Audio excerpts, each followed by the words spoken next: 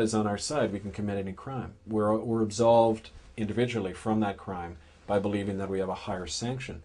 And that's the danger of religion, in that it allows people to do that. It allows them to kill without a shred of conscience. My name's Harry Wilson. My name's Kenny Quittel. My name is Virginia Baptiste. I'm from the Osuyus Indian Band in Oliver, BC. My name is Harry Lucas. I'm actually 64 years old. My name is Tsibayut from the House of Tsibayut of Achida. My name is Nankaiska. I come from the people of Haida Gwaii. My English name is Douglas Wilson. In academic circles, I'm known as Dr. Douglas Wilson. I went to Puerto Residential School 1959 to 1970. I went to the residential school in Cranbrook, BC. My first year was 1955. I went until 1963. I'm a survivor of the Edmonton Indian Residential School. I was there from 1957 to 1961. At age 5, I was kidnapped by terrorists in a gunboat. The RCMP had this gunboat. It was a RCMP boat with a gun mounted on it to gather children from villages. We were segregated right from the day one. I remember in September we were all on a beach and we were all given numbers. When I first got to school in Cranbrook, we were all given a number. My number was 54, and my underwear, my socks, my uniform, my towels, everything that I had a number. It was 54 on there. And all the girls had their own numbers. And if you were caught with somebody else's number, you got whipped for that. We weren't allowed to have books, and we weren't allowed to read. If you were caught reading any kind of a book or a magazine, you were punished. There was a severe punishment, that one. The kids who told on us got preferential treatment, whereas the children who sang their songs and spoke their language were punished constantly for any little thing, for even for laughing. It was always hard for us to tell one another we love you, because we were taught to love was wrong. They told us to love was wrong, that was the devil's work. But yet, these priests and nuns could hug and kiss. And we couldn't even hug our own brothers. We couldn't even hold them and tell them we loved them. It took me a lot of years before I was able to tell my boys I loved them. 3 years it took me to realize it, though, of torture and pain, being strapped at a young. I lost my childhood when I first got there and never knew what it was like to have parents. Still hurts.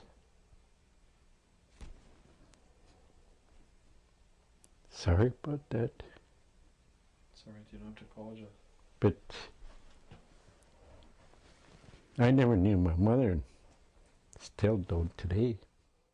I couldn't remember any good times that were there because I was being punished for things I'd never done. Like what kind of punishment? Punishment by restraining me to the bed, by putting a restrainer on me and holding me down in the bed. I had bed problems as wetting the bed, and they would tie me in bed and put an electric underneath my sheet so that when I did wet, I would electrocute myself. Did they put you in a hospital? Yes, I did. Well, yeah, you give me some drugs or something like that. What happened to you? I don't know what kind of drug it was. What happened to you when they gave you the drugs? Hey? Oh, yeah, put me in like a padded room. had a room like. All strapped down. That was after you reported the girl? Yeah. Finding the girl's body? Yeah.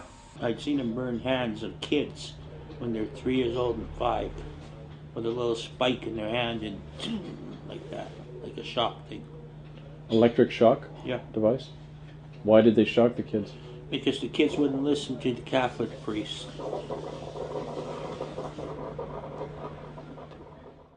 He used it on my brother's penis. He electrocuted his penis there till my brother passed out.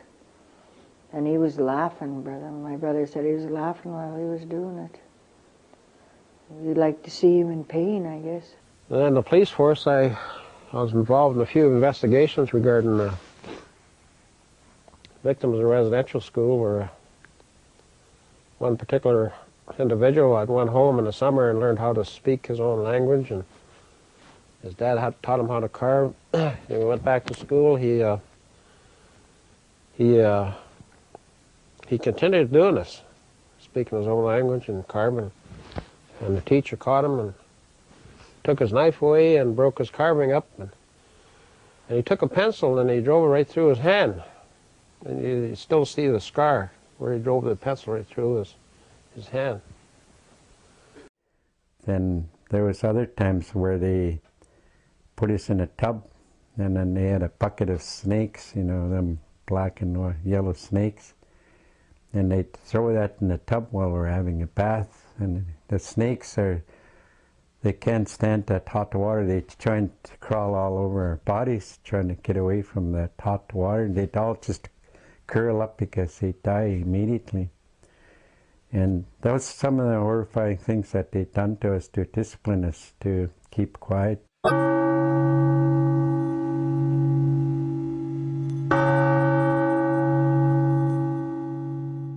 They figured they could get away with it?